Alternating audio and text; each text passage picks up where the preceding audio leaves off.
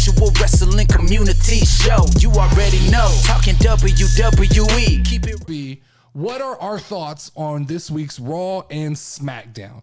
So I didn't make a ton of notes. I wanted to kind of freestyle this week and just go through. I have a list of all the matches, and sometimes I remember a ton and sometimes I don't retain anything. So Rhea Ripley with Liv Morgan defeated Naomi and Sasha Banks on SmackDown. Not a lot to talk about there because that storyline is playing out on two different shows. If we're talking about the brand split and the brand split being over with, for certain people, the brand split's over with. For the women's tag team division, the brand split's over with. They're showing up on both shows every week, and this storyline has continued to progress on both shows. And to be honest with you, like when something happens on SmackDown or Raw, we're only getting 5 minutes. I mean, that's about what we get, right? 5 to 10 minutes of that story, and then we have to wait another week. It might be nice to just have single storylines that go through both shows. Yeah. Happy Corbin split from Madcap Moss. We knew that. And then Madcap Moss defeated Humberto Carrillo with Angel Garza. I mean, this was all, I predicted this a long time ago. Madcap is going to go over Baron Corbin or Happy Corbin, whatever fuck we're calling him these days. Mm-hmm. And that's going to lead back to the bum Corbin character. And then whoever it is, JBL or whoever they deem, somebody is going to take him under the wing and elevate him. And I think his next kind of rise back up the rankings is going to lead to at least a visit to the heavyweight title picture. Don't know if he wins the heavyweight title, but I think that he will be in line. Roman's going to need a lot of competition through WrestleMania if that's what they're doing. Like the rumors are they're booking Roman through WrestleMania to keep the title. Year?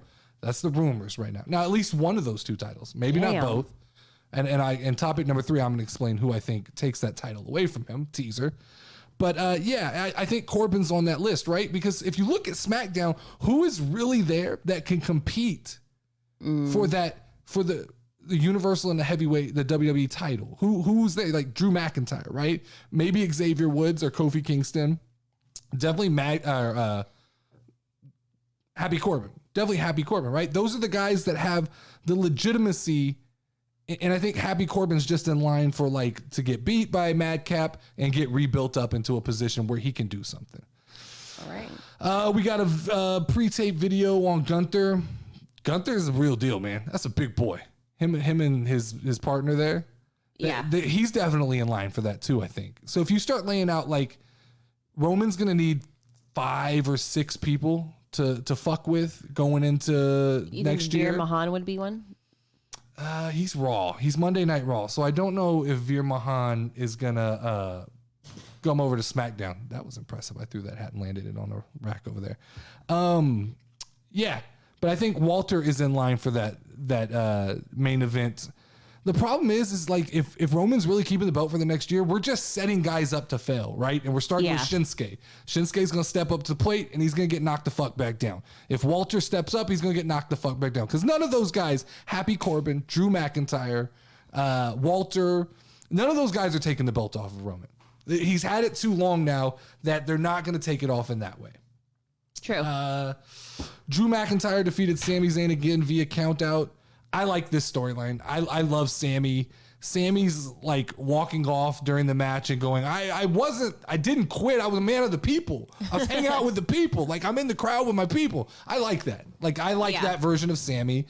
I like the like cowardly conspiracy. We got to get back into this conspiracy though. Like they got to retie the conspiracy back in because it's just kind of fucking gone away after the Jackass thing. True. And I'd love to see them kind of retie that in and be like Sammy being like, I'm leaving because somebody's out to get me. Mm-hmm. Somebody's trying to get me, right? Yes, sir. Intercontinental Championship. Ricochet finally defended his belt against Jinder Mahal. I really, right now at this point in time, I feel like the Intercontinental Championship and the United States Championship, and maybe we said this with Ricochet though, Theory will elevate it. Like you get that belt and then you fucking disappear. And you get like mid to low tier match. Why are we doing this with Jinder Mahal?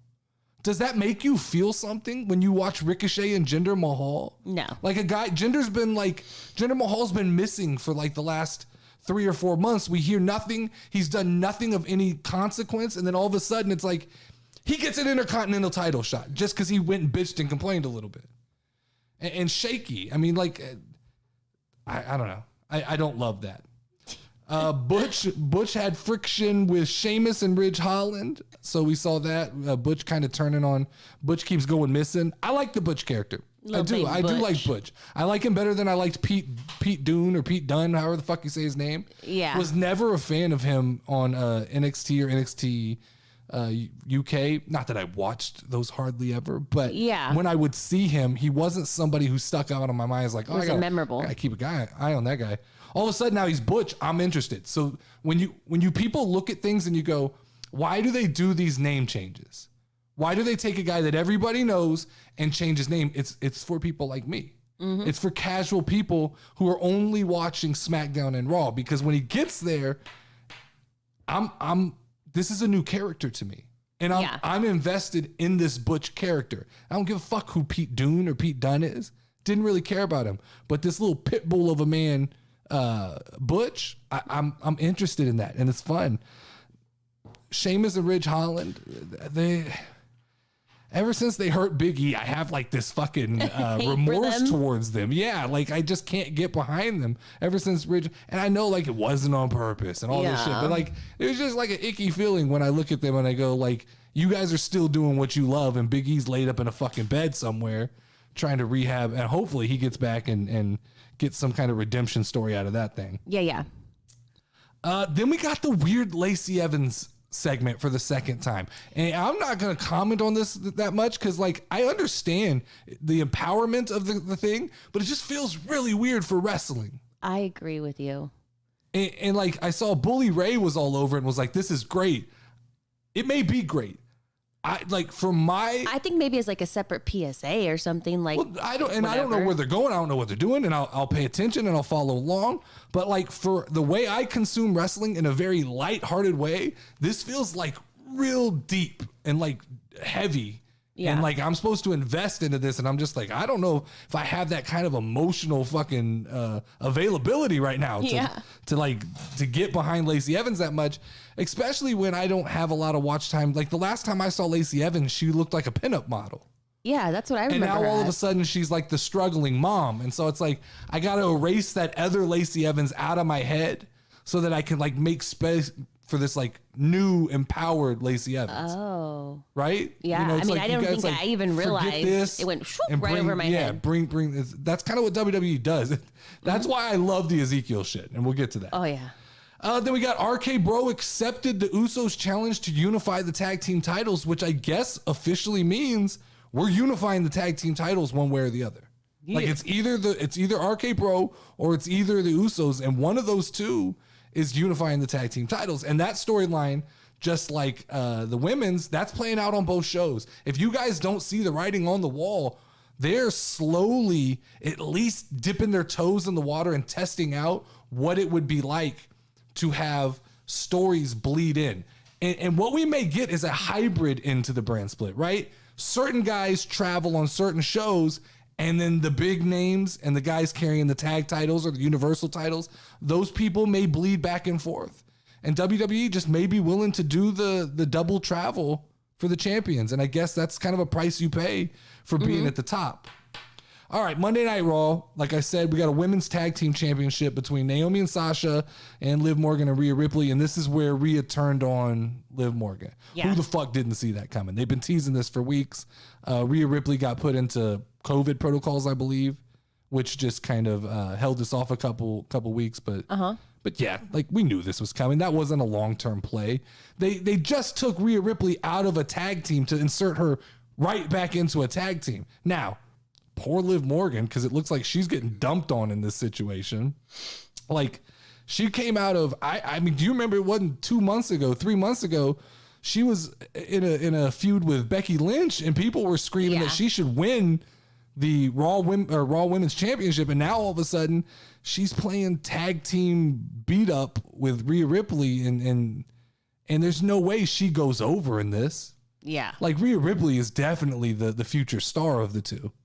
Rhea. I mean, they got to get behind Rhea Ripley. She's a big deal. She like in the making, like in the future, if you're playing storyteller here, Rhea Ripley, Bianca Belair writes itself, and it's like they've run into each other numerous times, but now that they're both kind of on the rise to the pinnacle, like there's a WrestleMania match in that next year if they want to do it. Ooh, that would be a good one. Two big strong women going at each other for the Raw Women's Championship. That's there and that's available, right? But we did find out Sonya Deville explained herself of why she inserted herself into the match with Bianca Belair. I'm all about this. It looks like Becky's taking a little time off. Well deserved, right? She had a strong run from SummerSlam to WrestleMania. Yeah. Good for her to get a little time off, spend some time with her baby. Who else are you putting in this match right now with Bianca Belair? Because Bianca's momentum is just like skyrocketing. So anybody you stick in there, and it's got to be a heel, right? Anybody you stick in there is just getting flat rolled by this. And so why not stick Sonya in this position? Because when you're a person of authority, like it almost benefits you to get your ass whipped. And what it looks like is this is going to lead, hopefully, finally, to Sonya Deville being fired out of that position and get her back into real wrestling. Mm-hmm. Get her back into the rotation of being a wrestler. Because she's fun to watch. She's talented. Veer Mahan defeated Jeff Brooks via submission. Who the fuck is Jeff Brooks? Why the fuck is Veer Mahan picking on all these little guys? But he is. He's picking on a lot of little people. Adam Pearce fined Bianca Belair $1. That was funny. Yeah. Funny little joke, right? Yeah. And then we get to the Ezekiel stuff. This is the stuff I'm excited about. Me too. I'm actually 100% sold. At first, I was like, what are we doing here? What is this? Mm-hmm. Now I'm 100% in. This may be my favorite storyline in wrestling right now. So Ezekiel passed the lie detector test with Kevin Owens, which was fun. Nice little sprinkle of there, putting Chad Gable as the detector guy. Yeah. The administrator of the test. Thought that was fun. Even though it wasn't like 3 weeks ago that Kevin Owens and him were arguing on what's that show we watched? The Bump. Uh-huh. But now they're buddies. And then Ezekiel defeated Chad Gable via disqualification via Otis. So does this mean that Ezekiel is in a feud with the Alpha Academy, or is he still feuding with Kevin Owens? I think it's Kevin Owens, but there's like an entanglement going. Mm-hmm. It's like a Will Smith type thing. That was a good. There's an entanglement going on, and there's a lot it's a lot to unpackage there. And I'm excited. This is Elias's little brother we're getting to watch. He looked impressive. That's right. Yeah, I mean, don't know where Elias is. Somebody needs to find Elias and let him know his little brother's doing well.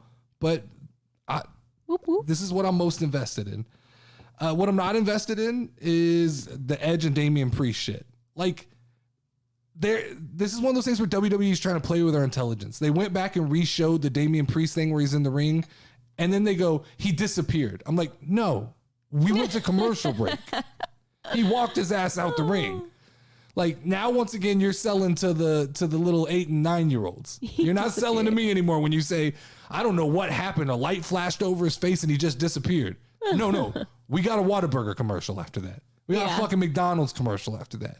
Yes, we don't know what happened because you cut to commercial so you could get his ass out of there. This was a fucking David Blaine bullshit magic trick. Fucking David Blaine. Theory beat Finn Balor via pinfall. I told you this was happening. Like, you did. He Theory paid his dues at WrestleMania to Pat McAfee, and Vince McMahon is high on this kid, and they're skyrocketing him to the top. Some of the pictures, though, the selfies that he took after the match, he took selfies with like Vince McMahon stuff.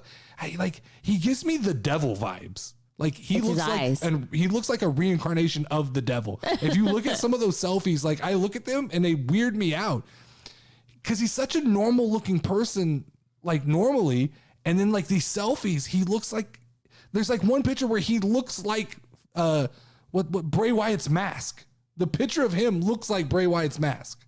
It's fucking weird. I'm gonna look it up. It's weird. You gotta look up. Go follow him on Instagram. Got it. And then there's some pictures of like him with Vince McMahon, and they're just like they're weird. Oh yeah, it's because maybe it's because he has colored eyes. No, it's his fucking mouth. Look at his mouth. Yeah. He'll give you like the guy from the show Lucifer. Yeah. We got the commitment ceremony. How can we forget the commitment ceremony? Ooh, I liked it. Reggie and Dana Brooke and Tamina and Akira. What was up with like the weird switcheroo shit where they were switching places and getting cheers? God, R-Truth is the most underutilized on-the-fly guy that WWE has. Like his ability to go, I don't know if this is PG. Yeah. That was fucking great. He made that moment. I thought R-Truth was walking out of the ceremony as the champion. Dana Brooke walks out of there. So it was a big waste of fucking time is what it was. Mm-hmm.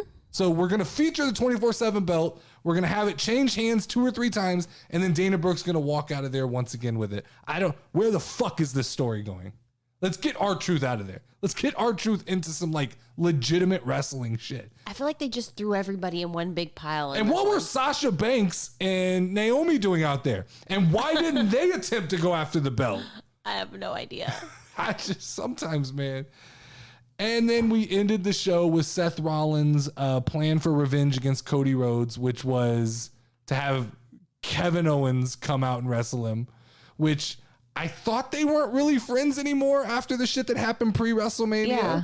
But now they're best friends again. But then Kevin Owens decides like, hey, fuck you, I'm leaving. I'm not doing this. So he leaves, and we're left with a visual of Cody Rhodes celebrating on top of the ropes and being shoved off and apparently injuring his ankle. Mm-hmm.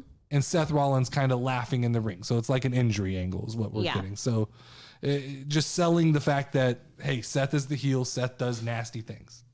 Mm-hmm. Overall, decent week of wrestling. Yeah. We're what, 2 weeks out from Backlash, I think. We haven't gotten any news on Roman Reigns. So we don't know if Roman's fighting at Backlash. I suspect he will, but it's going to be a throwaway thing with Shinsuke. Other than that, we're going to get the tag team unification title. It'll shape up to be a decent pay-per-view. I think we're getting a rematch between Edge and AJ Styles, which once again we know will end with Damian Priest somehow being involved. I got to look and see if I can find the full card on that thing, but WrestleMania Backlash is always a weird pay-per-view because you come out of the high of WrestleMania and then it's like, here, we'll just do it all again, but not quite as good as we did last time. Yeah. We're going to go to a smaller venue. We're not going to make it a grandiose event, but we'll give you a lot of the same matches you just saw. Yeah, that's interesting. Or we'll give you like some Bianca and Sonya Deville. It's such a there's such a drop off there. And then they're going to start building back up towards SummerSlam. I wish they just treated every pay-per-view like a big deal. That is one thing that AEW does well because they don't have them every month. Uh-huh. But I feel like those are too far apart. There's a happy medium in there where you could still build up meaningful. I don't feel like we've had enough time going into some of these. I see what you're saying. Step in the ring, if you ready, let's go. Hey, casual wrestling community show. You already know, talking WWE. Keep it rolling and hosted by Notorious Nerdy D. Dope show that you gon' find. Tune in cause it's online. Hit 'em with a figure 4 leg lock, power driver or clothesline. We bringing that heat like for show, but you should